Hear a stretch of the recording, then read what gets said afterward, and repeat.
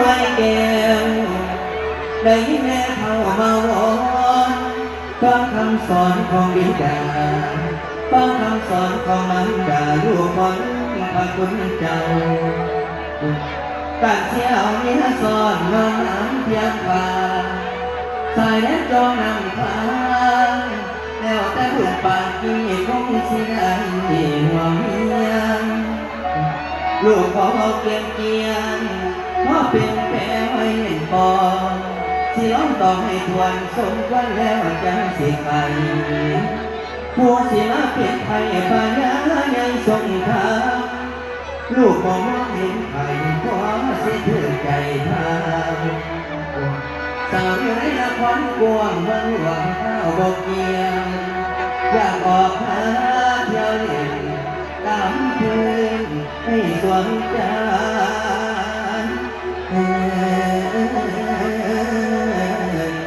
พระองค์ยังบ่ทันติดอย่างใดเนี่ยมาห่วงแม่กันเลยบอกให้มองเห็นไทยเพราะสิถือใจเท่าในปัทยังห่วงเล่นไว้กำลังเป็นหนุ่มเรื่องสิที่คู่ซอง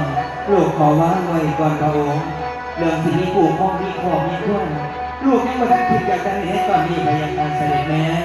ก็ถึงตาตองใจจริงใดเลยบอกค่ะท่านบอกไม่ถึงใดเลยพยาค่ะพ่อกับแม่ของเราไม่สมควรกันเลย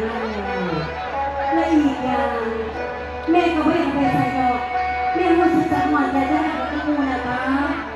พระมเหสีได้คะแต่ในวันที่ในร่มทหารเสนาหมัดตะต่อยหน่อยตาไปนั่งดูแม่พยาค่ะพระมเหสีที่ส้มลอยยังอยู่กับเพคะแม่จะไม่ทานค่ะทานบริวารต่างเสด็จมาบ้างแม่ก็ยังห่วงไม่เคยมันมาเป็นว่าแมวมองแมวโอ้ยก่อนที่พระองค์จะเป็นดาวใจกาดหน้าบาดขึ้นมาแล้วโตแล้วไม่ต้องเป็นห่วงโตแล้วพ่อไม่ต้องเป็นห่วงโตแล้วใหญ่แล้วมีหมอยแล้วอ๋อเนาะมึงที่นี่หน่อยถูกไหมโอ้ไปจะถึง56 ปีเลยเด้เอาไปรอดซะหน่อยยังแล้วอายุบ้านไร่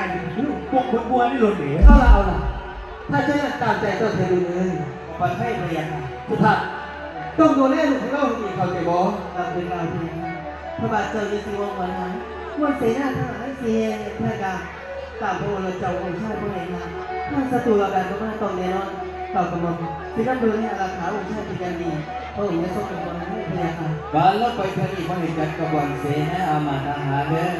พระองค์มีสิทธิ์ไปกับชาวบ้านธรรมดาคนใจบ่นกตามนะอ๋อแสดงว่าพระองค์มีใจพ่อป้อมฉันไปแบบโตปลอมปลอมตัว